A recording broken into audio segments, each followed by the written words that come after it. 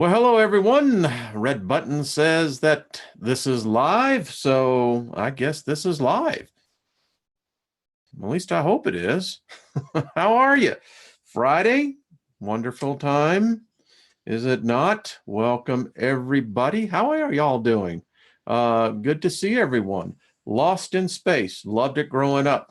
In fact, that's what I used to think most of us were, lost in space. So Brian, how are you? Jerry, good to see you. Matt, hello. Debbie, good to see you as well.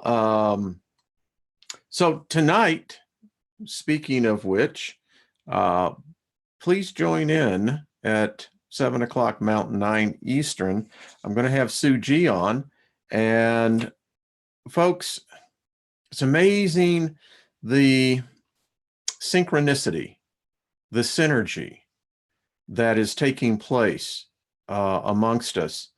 We're going to get into the 7 principles, and next week we will be studying our new study on the 7 principles. And I'll just say this: if you ever grab a hold of the 7 principles, apply them to your life, memorize them like your life depends on it, because it does, it will change your life, your circumstances, your energy. All you have to do is apply them. And you'll learn as well how every religion is based upon the 7 principles. Every religion, every theology, every ideology, even every political view of party that has ever been, all base their foundation, one way or the other, on the 7 principles. I never realized it, but all those decades, where I was in the God spell, this case Christianity, I was reading a damn book that was plagiarized from the 7 principles. And we'll see that. So anyway, welcome everybody. Hi, Jason, Matt, Melanie, good to see you. Dawn, hello. 800 videos today, this one. According to YouTube's count, 800 videos. So, interesting legacy. When that time ever comes, at least they'll see this smiling face, knowing that I'm smiling on the other side. So, hey, thanks everyone. It's been a journey, to say the least, one of discovery, one of the soul, one of the spirit. What happens? We're getting closer to understanding that. Want to talk to Maggie May, who sent me an email from the Artist First Network, and has a really good question. Why the food chain? Why did a God create a body that requires it to eat every other living things and dead things in order for it to sustain itself? I have postulated that when you hear about the Greys, everyone says on the abductees that they don't have a digestive system like we do. Their skin absorbs all the oxygen, nutrients, everything else that they need. And actually ours could do the same. So, but Maggie, I can tell you this: as we get into the Kabbalion, we're going to see how the 7 principles apply to this. So stay tuned. None of your business. How you doing? Great Scott. Hello. Blazing River. How are you? Good to see all you folks. So I meant what I said at the beginning of this. Welcome, free thinkers, masters, teachers, initiates, those who are looking for that knowledge that begins to make your journey make sense. I got this morning in my time of meditation and contemplation. Only when it becomes knowledge to you. I mean, I can sit here, half a dozen other channels I can think of, Jeff's, Rex. I mean, I can think of many of them. They give knowledge, but until it becomes knowledge to you, it's never going to activate. It'll just sit and as it is. Hello, Brad. How are you doing? Good to see you. So, folks, we're going to change some people. We change all the time, even as we speak. Again, the Hermetic principles teach the one thing that's constant in this reality, maybe in all realities, is change. We can't live in the past. The future is yet to be, and the present is never lived in. When I said the present, it's already in the past. I think I heard Jeff Doherty say it. I think it's true. You can only live in the moment because the moment is fluid. The moment has boundaries. As we're going to read today, for instance, in the principle of opposites, heat, cold, it's all part of the same thing. Good, evil, all part of the same thing. God is both good, God is both evil. God is both love, God is both hate. Now that seems like a conundrum, a paradox, because how can that be? Well, it can't be any other way. And that's what theology, religion, dogmas have tried to work out for themselves to separate so that it gives the illusion that you're dealing with a physical being. Let me give everyone a little wake-up call here. There is no physical God other than yourself. That's a fact. No God has ever manifested itself to mankind. The reason for that. And so you have to begin to get it out of your head. I mean, it took me a long time to get this thing. I had this crazy warped idea because of the book of Revelation of some freaking, as I've said before, this great white throne judgment of some white dude, some old white dude that forgot how to shave. And he's up there, you make it, you don't. They've taught that. And most people walk away in such fear that they don't examine with cognitive thought that the Creator gave them to work it out. Well, what do you mean? God is both good and God is both evil. It's like dark, light. There is no darkness in light. There's no light and darkness. They're the same thing, just two polar opposites. I challenge anyone here, tell me when light becomes dark or dark becomes light. Where is that specifically? Where is the past and the present and the future specifically?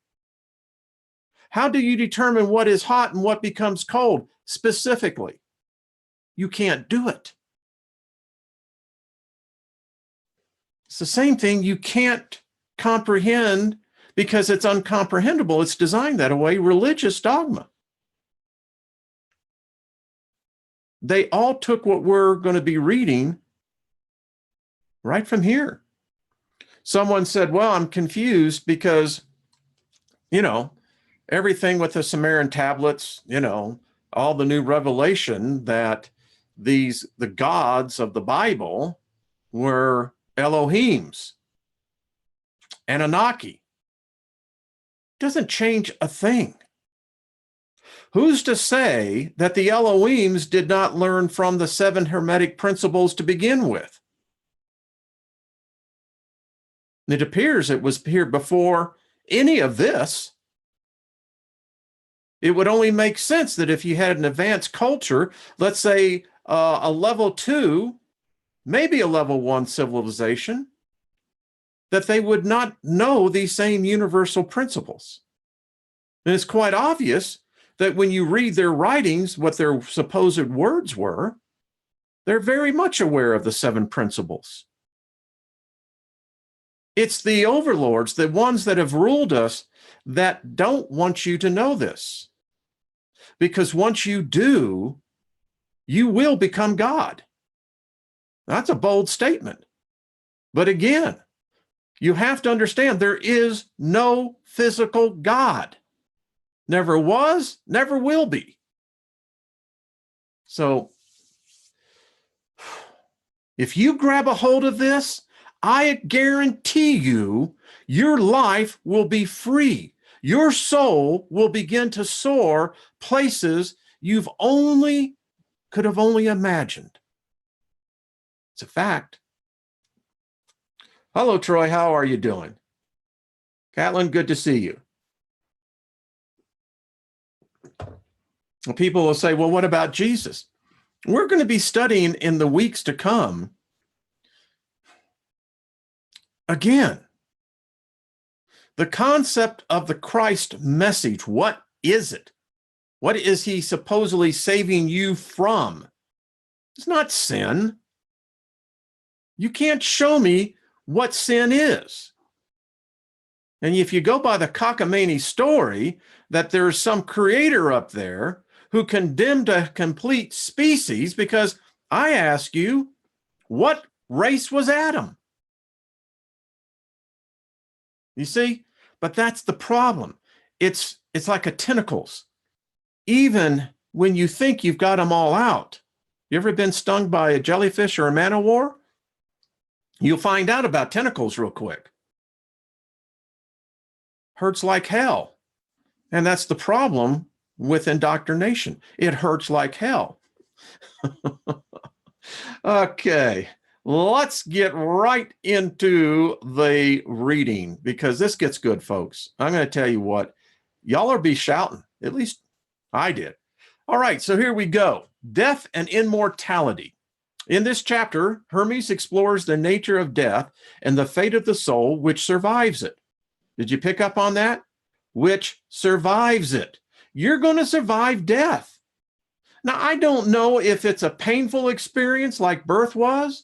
I don't know if it's an orgasmic experience, but it's going to be an experience. From mankind's perspective, time is a destroyer. Through the process of time, we age and die.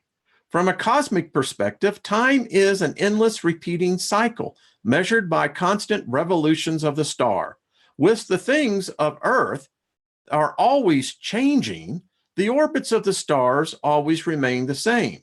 Hermes asks, could something as impermanent and transitory as our early existence be regarded as anything other than an illusion?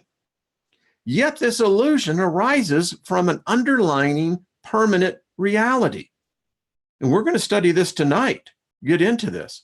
The discovery of the permanent within the impermanent is the reward of the spiritual quest.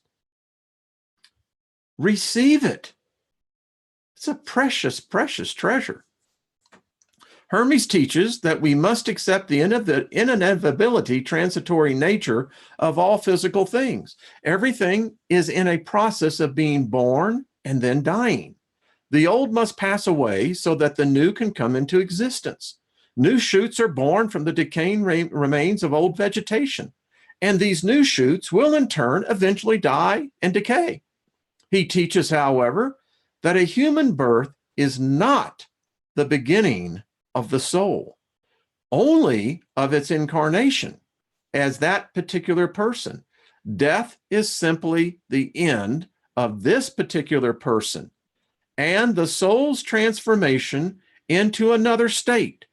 Death is just the discarding of a worn out body. Most people are ignorant of this fact and therefore needlessly fear death. Be honest, folks. Every one of us, at some point in our existence in this temporal plane, have been afraid of dying. It's only when you finally grasp the knowledge of it that it holds no power over you. It's not to be feared. You come to that place. Hear me out on this, folks. You come to the place where it's a welcomed transition. The spirit, the mind of the soul is fully prepared. And this frees the mind to begin to get the job done that you were sent here to get done. After leaving the body at death, the individual soul is judged by the chief of the gods to see if it is pure and honorable. Pure souls are assigned to a heavenly realm. Ignorant souls fall once again into the material realms and are reincarnated. A soul which during its earthly life has come to know God will have become all mind. When it leaves the body, it takes on a body of light and is freed from all limitations. Such an enlightened soul has recognized that its essential nature is godlike, and on death, it communes with God. It has run the race of purity and is now completely spiritual and divine. Such a soul has become a God. You see, that's what they don't want us to begin to comprehending. And let me tell you, it's not whether you have followed so cockamamie some 10 commandments. That ain't going to be what this judging is about. The judgment is about, what are you carrying? Do you condemn yourself? Do you talk negative to yourself? Do you cuss yourself? Do you curse yourself? That is going to get your ass sent right back down, folks. Guarantee it. Just go ahead and stamp your ticket because, brother and sister, your ass is coming back. When you stop condemning yourself, cursing yourself, you'll stop cursing others. And now your passport has been cleared. Telling you the truth. Death and immortality. Hermes. The end of becoming is the beginning of destruction. The end of destruction is the beginning of becoming. Everything on earth must be destroyed, for without destruction, nothing can be created. The new comes out of the old. Every birth of living flesh, like every growth of crop and seed, will be followed by destruction. But from decay comes renewal. Through the circling course of the celestial gods and the power of nature, who has her being in the being of a Tom. For man, time is a destroyer, but for the cosmos, it's an ever-turning wheel. These earthly forms that come and go are illusions. How can something be real which never stays the same? But these transitory illusionary things arise from the underlying permanent reality. Birth is not the beginning of life, only of an individual awareness. Change into another state is not death, only the ending of this awareness. Most people are ignorant of the truth and therefore afraid of death, believing it to be the greatest of all evils. But death is only the dissolution of a worn-out body. Our term of service as guardians of the world is ended when we are free. Did you catch what Hermes is saying here? We are the guardians of the world. It gets, folks, we have been lied to. They lied to us. From the bonds of this mortal frame and restored, cleansed, and purified to the primal condition of our higher nature. Let me go back on that because I stopped. Our term of service as guardians of the world is ended when we are freed from the bonds of this mortal frame and restored, cleansed, and purified to the primal condition of our higher nature. After quitting the body, mind, which is divine by nature, is freed from all containment. Woo! Oh, yeah. Taking on a body of light. Folks, I've had a vision of this back in 1979. we take on a body of light. It ranges through all space, leaving the soul to be judged and punished according to its deserts. Souls do not all go to the same place, nor to different places at random. Rather, each is allocated a place that fits its nature. Think about this. When a soul leaves the body, it undergoes a trial and investigation by the chief of the gods. When he finds a soul to be honorable and pure, he allows it to live in a region that corresponds to its characteristics. We're all tribes. We all belong to different tribes. But if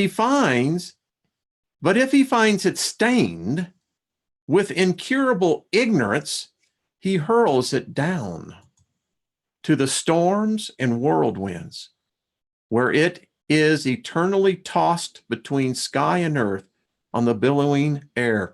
Let me just stop right here, folks. Is this why we see so many tormented souls? Those who have passed on because they were ignorant. And now they find themselves into a tempest between what is real and what is spiritual. I don't know. Maybe that's where purgatory came from.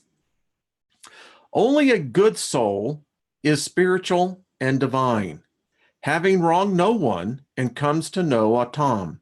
Such a soul has a run of race of purity and becomes all mind. After it leaves its physical form, it becomes a spirit in a body of light so that it may serve Atam. At the dissolution of the body, first the physical form is transformed and is no longer visible. The vital spirit returns to the atmosphere. The bodily senses go back to the universe and recombine in new ways to do other works. Then the soul mounts upwards through the structures of heaven. In the first zone, it is relieved of growth and decay. In the second zone, evil and cunning. In the third, lust and deceiving desire. In the fourth zone, domineering arrogance. In the fifth, unbalanced audacity and rashness. In the sixth zone, greed for wealth.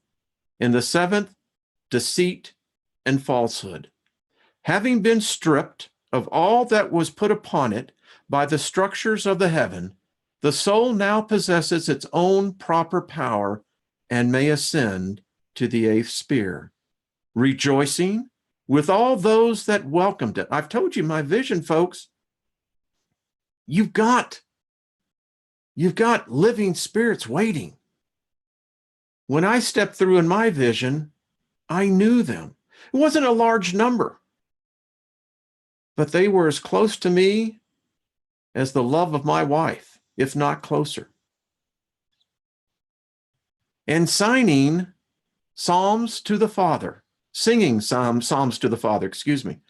The gods that dwell above the eighth sphere sing praises with a voice that is theirs alone. Call each soul to surrender to the gods, and so each one becomes itself a god. By entering communion with the Atam, this is primal goodness. This is consummation of true knowledge.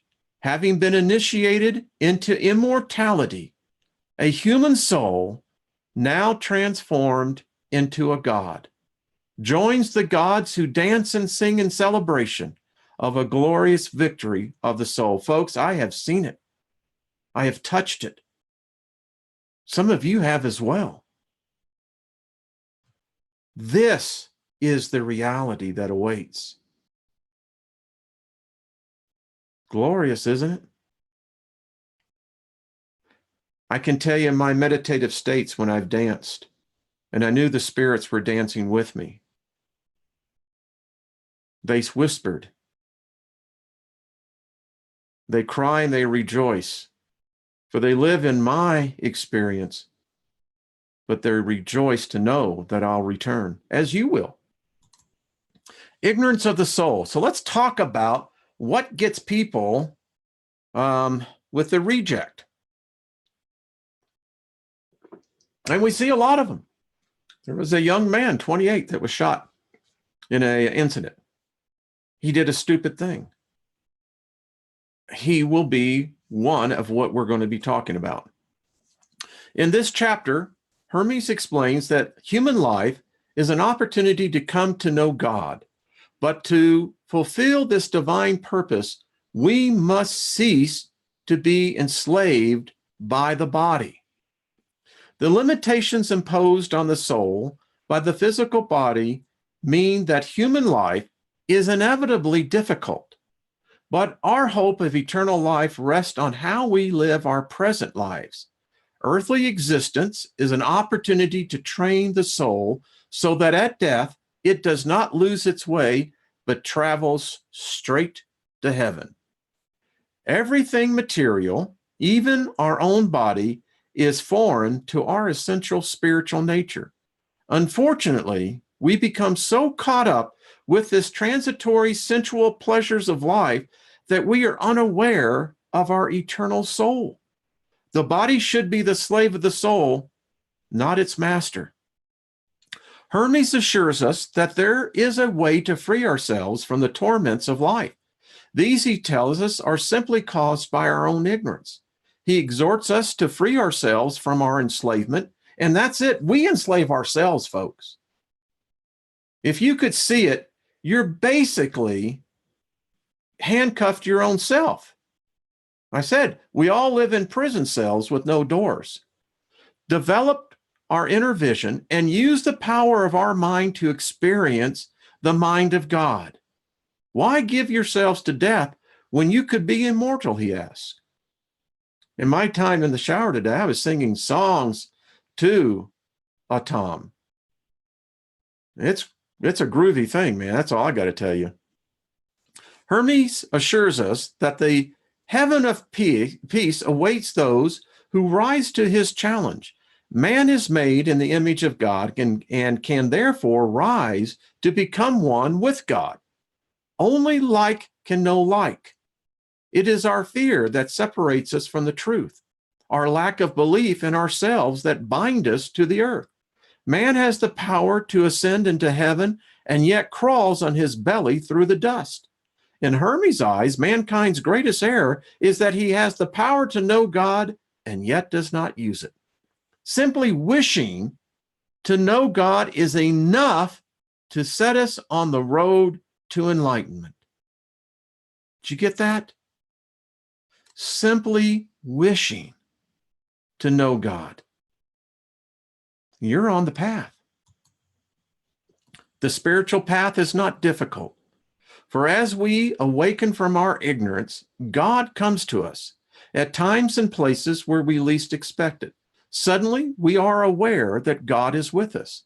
The end of the spiritual journey is the realization that he is everywhere and everything. I read from Hermes, ignorance of the soul. It is impossible to be permanently happy while attached to a body. A man should train his soul in life so that when he enters the other world where he is able to see Atom, he does not lose his way. Each soul, hope for eternal life, rest in his life here on earth. But many cannot believe this, seeing it as an empty story to be laughed at. Wow. For the possessions of this life are too pleasant, and such pleasures grip the soul by the throat, holding it down to earth. Our possessions possess us. We were not born with possessions, but acquired them later. Everything a man uses to gratify his body is alien to his original godlike nature. Not only possessions, even the body is foreign to our true self. The mind of the cosmos is known through thought alone. A soul with no inner vision is blind to God's goodness, tossed by the sea of passions which the body breathes. What fire burns like impurity? What hungry predator has the power to maim the body as impurity does to mutilate the soul? Do you know the soul can be mutilated? It can. Can't you see the torture that the impure soul endures? It shrieks, I'm burning, I'm on fire. I don't know what to do or say. I'm devoured by the miseries that possess me. Are not such cries the appeals of a soul in torment? Such a soul bears the body like a burden, as its master, not as its slave. Tear off this cloak of shadows, this web of ignorance, these shackles of decay, this living death, this conscious corpse, this portable tomb, this robber in the house, this enemy that hates all that you love, this garment that smothers you and holds you down. Ignorance floods the land. Its currents sweep you away. Don't be borne downstream. Make use of the backflow. Seek the safe haven of liberation. Anchor there and find a guide to lead you to the house of knowledge. There you will see with the heart the brilliance, brightness. If you shut up your soul in your body and demean yourself, saying, I cannot know, I am afraid, I cannot ascend to heaven, then what have you to do with God? Next time you curse yourself, wake up your sleeping soul. Why give yourselves to death when you could be immortal? You are drunk with ignorance of Atom. It has overpowered you, and now you are vomiting it up. Empty yourselves of darkness, and you will be filled with light. There is no greater mistake than to have the power to know God and not to use it. Simply wishing and hoping to know him is a road that leads straight to goodness. It is an easy road to travel. Everywhere a Tom will come to meet you. Look, and he appears. At times and places when you least expect, while you are awake or asleep, when you travel by water or land, by night or by day, whilst you are speaking or silent. This is because Atom is all. The knowledge of Atom. In this chapter, Hermes teaches us to attain knowledge of God. This, he declares, is the very purpose of human life. Only like can truly know like. So to know God, we must become like God. To do this, Hermes advises us to imagine ourselves in all places at all times, to embrace all opposites, to know we are immortal, to see ourselves as still in the womb and yet already dead. By expanding our consciousness in this way, we can merge with the mind of God. I've lived and died at the same time. I've seen myself. Mind is the immortal part of a human being. It is the divine light which emanates from God. Of all living things, human beings alone have this divine quality, which give them the potential to know God. Such knowledge is not intellectual opinion. Opinion is only a dim reflection of knowledge.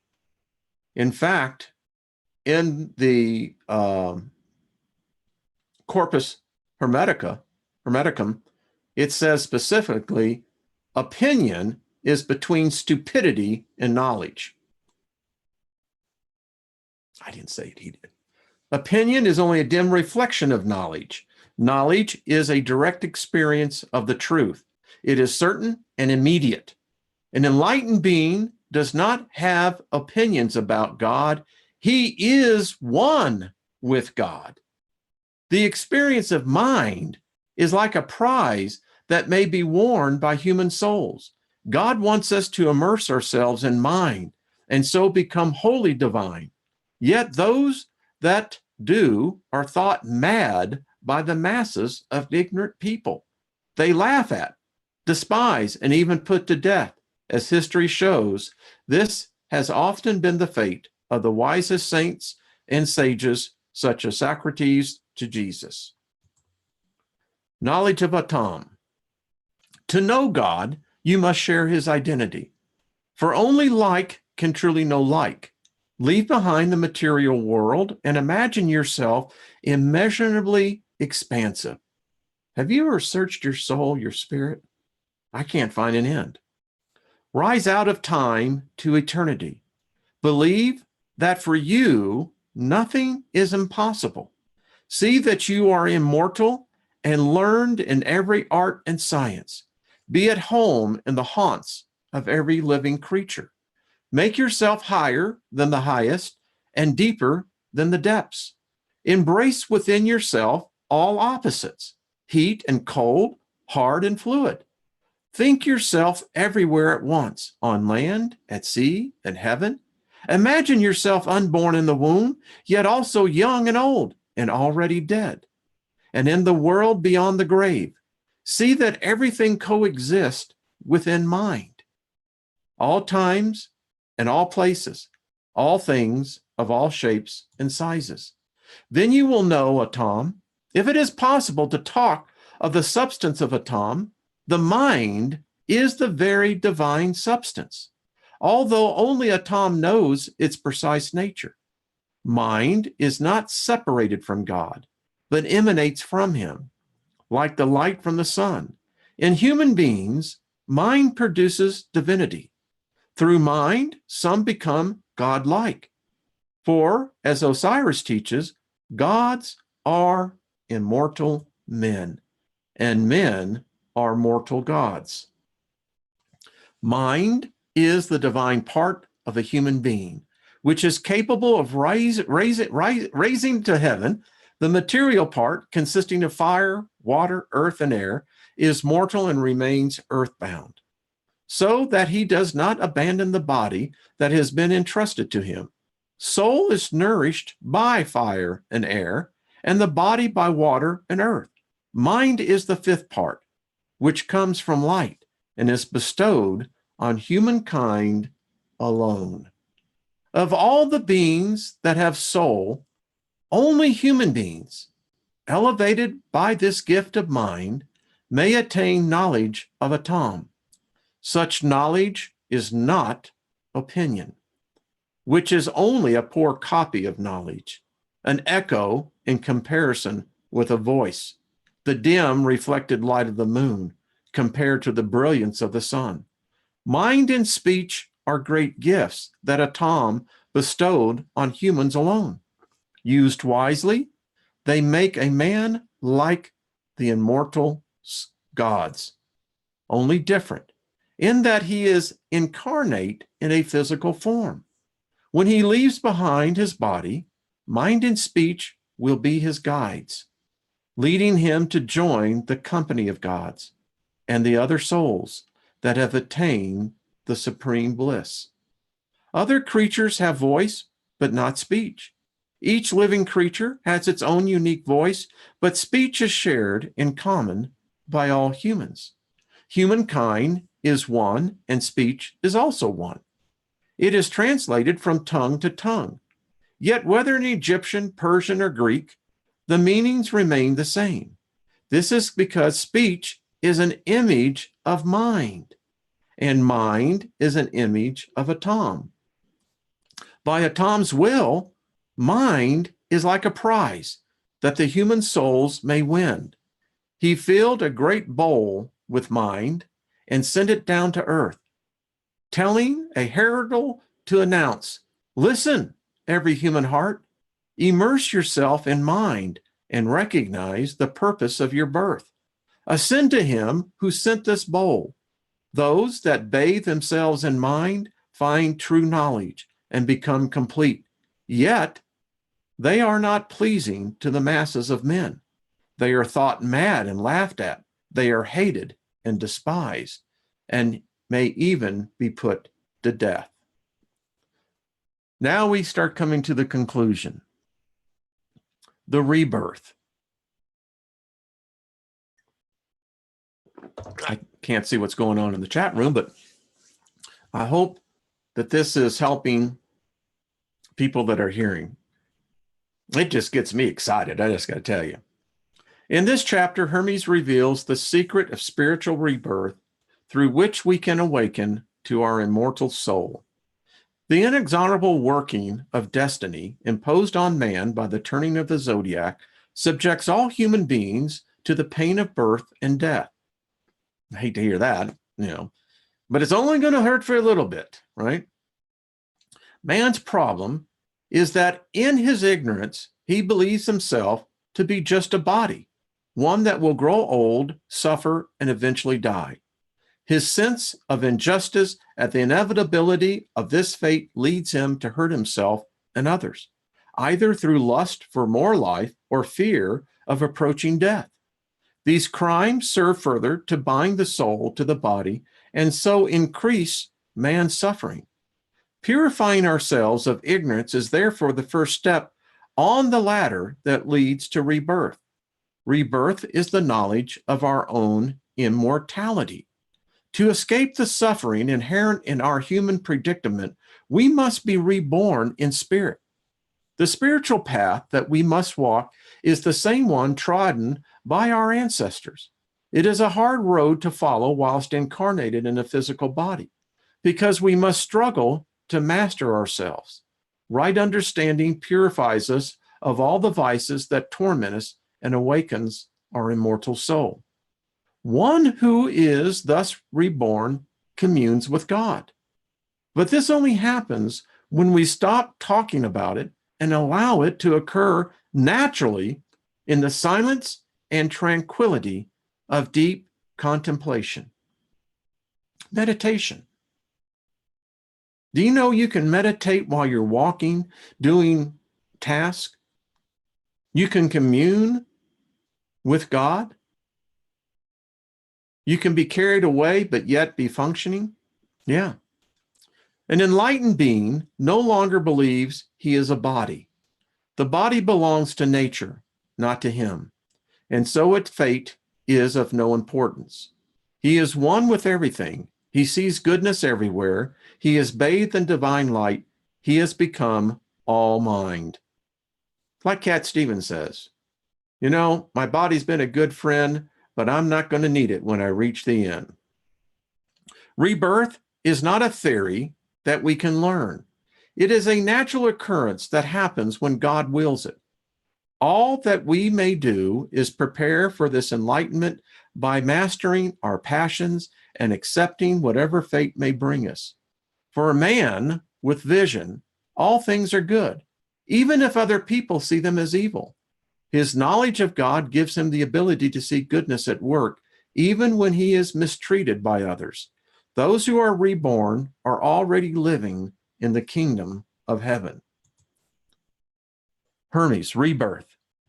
No one can be saved until he is born again. If you want to be reborn, purify yourself of the irrational torments of matter. The first of these is ignorance. The second is grief. Third is lack of self-control. Fourth is desire. Fifth is injustice. Sixth is greed. Seventh is deceit. Eighth is envy. Ninth is treachery. 10th is anger. 11th is rashness. 12th is malice. Under these 12 are many more, which force the man who is bound to the prison of the body to suffer from the torments they inflict. But by God's mercy, they may all depart and be replaced by understanding. This is the nature of rebirth. This is the only road to reality. This is the way our ancestors trod to discover primal goodness. It is a sacred and divine, but a hard highway for the soul to travel in a body. For the soul's first step is to struggle against itself, stirring up a civil war. It is a feud of unity against duality, the one seeking to unite and the other seeking to divide. He who is reborn communes with the All-Father, who is light and life. You will only experience this supreme vision when you stop talking about it, for this knowledge is deep silence and tranquility of the senses. He who knows the beauty of primal goodness perceives nothing else. He doesn't listen to anything. He cannot move his body at all. He forgets all physical sensation and is still, while the beauty of goodness bathes his mind in light and draws his soul out of his body, making him one with eternal being. For a man cannot become a god whilst he believes he is a body. To become divine, he must be transformed by the beauty of primal goodness. The womb of rebirth is wisdom. The conception is silent. The seed is goodness. Those born of this birth are not the same. They are of the gods, the children of God, the one God, Atom. They contain all. They are in all. They are not made up of matter. They are all mind. Rebirth is not a theory that you can strive to learn, but when Atom wills, he will remind you. You get that? R-E-MIND. A man may only seek to know Atom by controlling his passions and letting destiny deal as she wills with his body, which is no more than clay that belongs to nature and not him. You don't own your body. We got to get out of this crap thinking. These bodies belong back to where they came from. He should not attempt to improve his life by magic or oppose his fate by using force, but allow necessity to follow its course. For the man of vision, all things are good, even if they appear evil to others. When man devises mischief against himself, he sees it in the light of his knowledge of Atom, and he and only he transforms evil into goodness. We end this with the secret teachings. In this chapter, Hermes reviews his teachings and encourages us to go beyond his word to a profound realization of their truth. The teachings of the ancient mysteries, religions, were closely guarded secrets. An oath of secrecy, punishable by death, was taken by all initiates. In reality, however, these secrets guard themselves. They are sacred, open secrets written in a language of nature, in the movement of the stars and the singing of the birds. The answers are there for all who are able to look and listen with minds unclouded by others' opinions. Hermes has taught us some of these profound secrets. If we are not ready to receive them, we will simply not understand what we have read. Words lead us to the doorway of truth, but only by contemplating their meaning can we pass through. If we meditate on these teachings, we will know them to be true. If we don't, they'll just be more concepts and opinions, and you can go on your way and they'll leave you alone. Hermes tried to paint a picture of God for us. If we can catch his vision, it will take possession of our soul and lead us to knowledge. It is hard to let go of our familiar way of seeing things, but by God's grace, we can be spiritually reborn and return to our original home. God is like a magician who creates the harmonies of the cosmos and gives each individual his own particular theme to play. If the music of life seems discordant to us, we should not blame the master musician, but ourselves. We are the out-of-tune instrument, which mars the beauty of his composition. Hermes reflects that when we devote ourselves to the spiritual path, we mysteriously become perfectly tuned.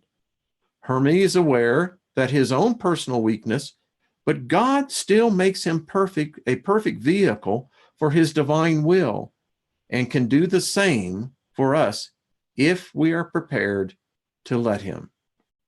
And we conclude our reading with Hermes' secret teachings. Now that you have learnt these secrets, you must promise to keep silence and never to reveal how the rebirth is transmitted. These teachings have been set down in private to be read only by those whom Atam himself wills to know them.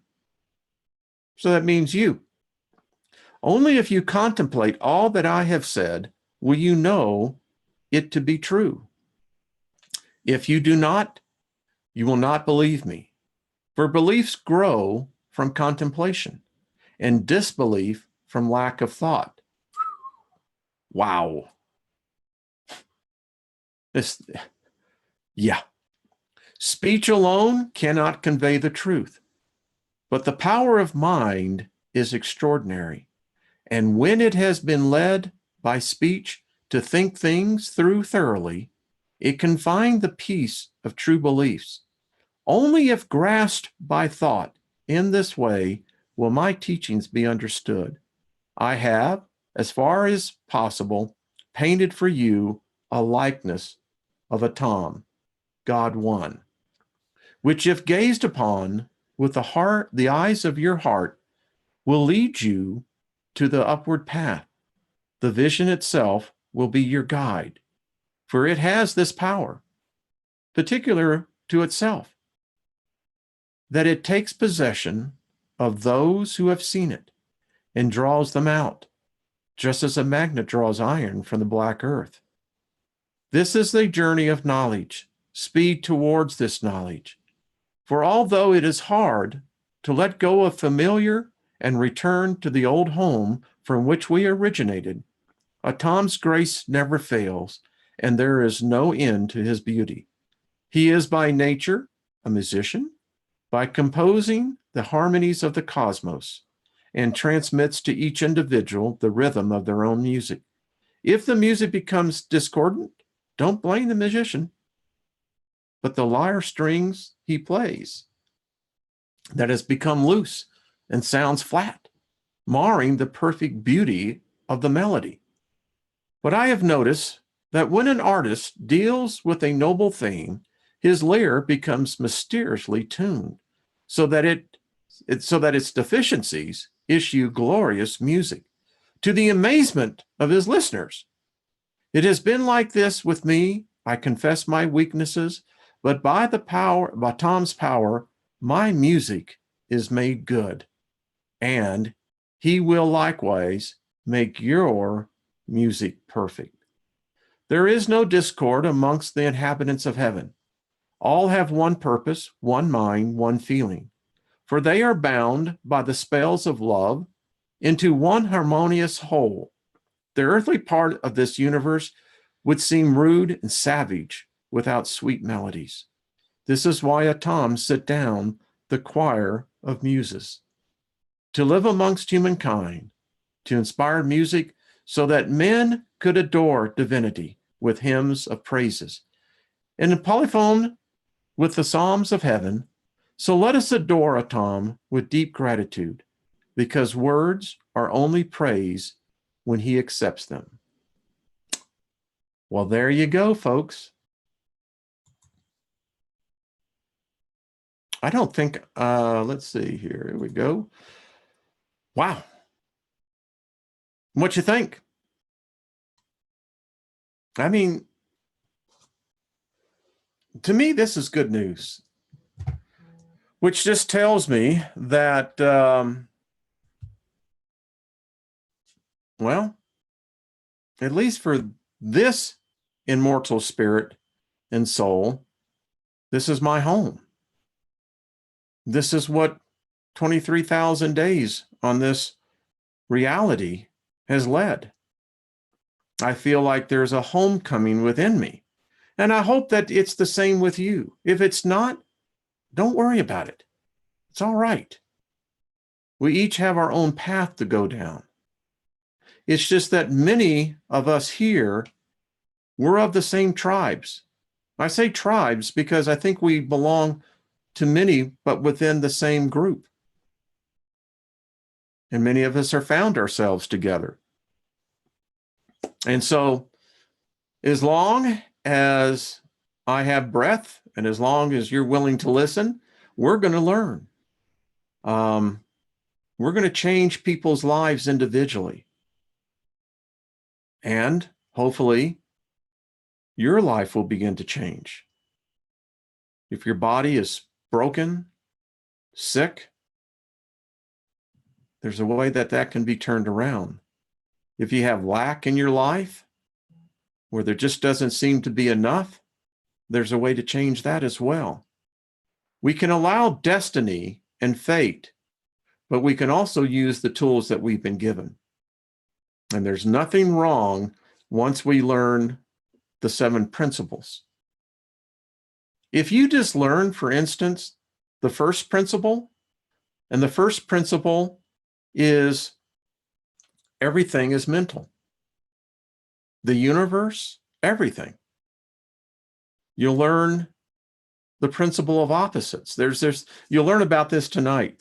And I'm telling you, the 7 principles are replete in the Bible. If you read Paul's writings, you know that Paul studied Hermes. It's replete in his writings. And probably many of you saw that. This is where it came from. There's great hope, folks.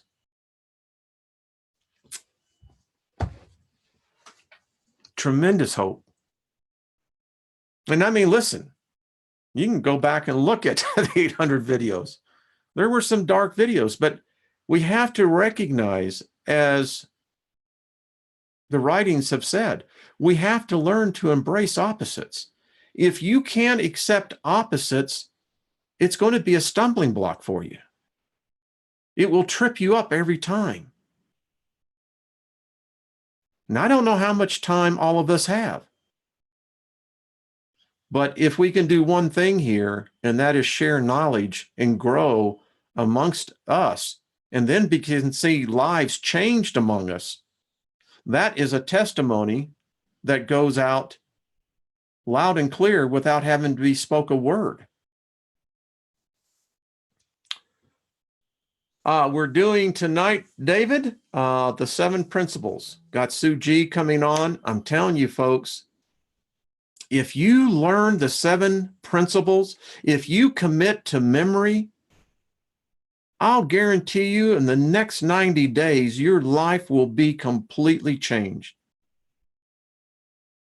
That's how powerful it is. Okay. All right, folks. Appreciate you. Thank you all for being in here. This is a journey of discovery for me, and I hope for you as well. And I hope that at least I'm imparting a gift that will far transcend your physical life, one that you can carry with you, because you learned the 7 principles. You've just been given the keys to eternity. All right, folks, appreciate you. 7 o'clock tonight, Mountain Time, 9 p.m. Eastern. We'll see you. Have a great afternoon, evening, whatever the case may be. And if we could just learn this, stop condemning yourself.